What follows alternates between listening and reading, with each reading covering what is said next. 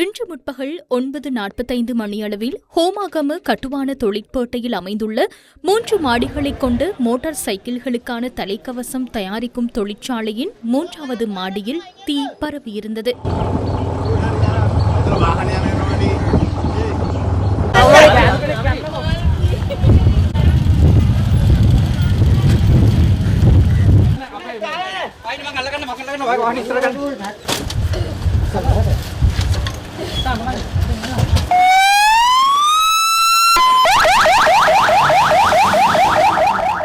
தீ பரவியமை தொடர்பிலான தகவல் கிடைத்தவுடன் கொழும்பு, தெஹிவளை, கோட்டை மற்றும் ஹொரண ஆகிய இடங்களிலிருந்து 10க்கும் மேற்பட்ட தீயணைப்பு வாகனங்கள் சம்பவ இடத்திற்கு அனுப்பி வைக்கப்பட்டதாக தீயணைப்பு சேவைகள் திணைக்களம் தெரிவித்துள்ளது.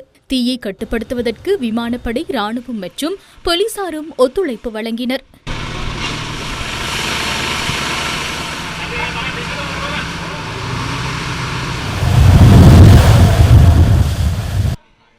இந்த தொழிற்சாலையில் 80க்கும் மேற்பட்ட ஊழியர்கள் பணிபுரிகின்றனர். தொழிற்சாலைக்கு சொந்தமான மற்றொரு கட்டிடம் வீதியின் மறுபக்கத்தில் அமைந்துள்ள நிலையில் தீ ஏற்பட்ட வேளையில் பெரும்பாலானோர் காலை உணவை உண்பதற்காக அங்கு சென்றிருந்ததாக ஊழியர்கள் தெரிவிக்கின்றனர். தீ பரவிய கட்டிடத்தில் உள்ள சிற்றுண்டி சாலையிலும் சிலர் இருந்துள்ளனர். இந்த பிள்ளைகள் சாப்பிட போய் தேநீர் இடைவெளி முடிந்ததும் மேலே சென்றனர். 4 பேர் சென்றார்கள். அதன் பின்னர் தீ பரவியிருந்தது. நான் வரும்போது தீ எரிந்து கொண்டிருந்தது. நாம் சென்று தீயை அணைத்தோம். ஒரு பக்கம் அணைத்தால் மறுபக்கத்தினால் அதிவிட அதிகமாக மறுபக்கம் தீ பரவ ஆரம்பித்தது. அதன் பின்னர் நம்மால் அணைக்க முடியாமல் தப்பி ஓடினோம். உள்ளே செல்வது பற்றி யோசிக்க முடியவில்லை. உள்ளிருந்து கருப்பு புகையை வந்து கொண்டிருந்தது. வேலைத்தளத்தில் இருந்து வரும்போதே புகை வந்து கொண்டிருந்தது. நாம் அதனை பார்த்துவிட்டு ஓடி வந்தோம். புகை வரும்போது மேல் மாடியிலிருந்து 3 சத்தமிடுவது கேட்டது. நாம் வந்து 5 முதல் 10 நிமிடங்களுக்குள் மேல் மாடி முழுமையாக தீப்பற்றி எறிந்தது. காப்பாற்றுமாறு உரத்த குரலில் கத்திய சத்தம் கேட்டது. அதிகமாக பெண்களின் சத்தமே கேட்டது.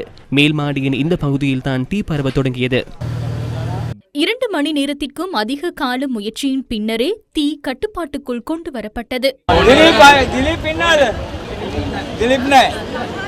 सेक्शन वाला අතුරුදහන් වෙච්ච අය ඉන්නවද කියලා බලන්න.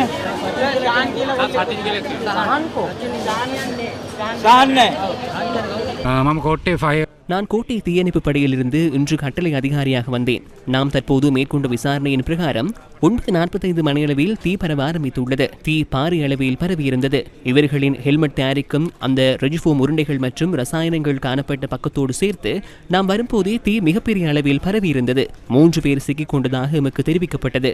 எமக்கு அறிவிக்கப்பட்டதன் பிரகாரம் அவர்கள் 3வது மாடியில் சிக்கியிருப்பதாக கூறினார்கள். ஆனால் அவர்கள் சிக்கியிருந்தது அந்த இடத்தில் அல்ல. அதனையும் தாண்டி தீயணைப்பு பிரிவால் கூட செல்ல முடியாத இடத்தில் இருந்தனர். அந்த பகுதி முற்றாக எரிந்து முழுமையாக கீழே சரிந்து வீழ்ந்தது. அந்த இடத்திற்கு சென்ற போது 5 பேர் இருந்தனர். எமக்கு 3 பேர் என்றே கூறப்பட்டது. ஆனால் 5 பேர் உயிரிழந்துள்ளனர். 3 உடல்கள் முற்றாக எரிந்து போயுள்ளன. மற்ற 2 உடல்கள் ஓரளவு எஞ்சிய நிலையில் உள்ளன. தெனியாய கொலவெங்கமவை சேர்ந்த 19 வயதான சஹனுதாரு, அடுகலம் பண்ண கவுடாவவ பகுதியை சேர்ந்த 24 வயதான சச்சின் தில்ஷான், மஸ்கெலியாவை சேர்ந்த 26 வயதான வரதராஜ் தமயந்தி, பன்னிப்பிட்டிய ஹொரஹேன வீதி சிரிமல் வத்தையை சேர்ந்த 52 வயதான மரியோ எட்வர்ட் மற்றும் தெனியாய கொலவெங்கம்மையை சேர்ந்த திலீப் மதுசங்க ஆகியோரே சம்பவத்தில் உயிரிழந்துள்ளனர்.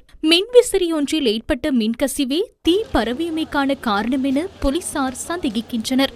சம்பவம் நடந்த இடத்திற்கு ஹோமாகம பதில் நீதவான் ரோஷான் குருப்பு ஆராய்ச்சி இன்று பிற்பகல் சென்றிருந்தார். அதன் பின்னர் சடலங்களை ஹோமாகம ஆதார வைத்தியசாலைக்கு எடுத்து செல்வதற்கான நடவடிக்கை எடுக்கப்பட்டது.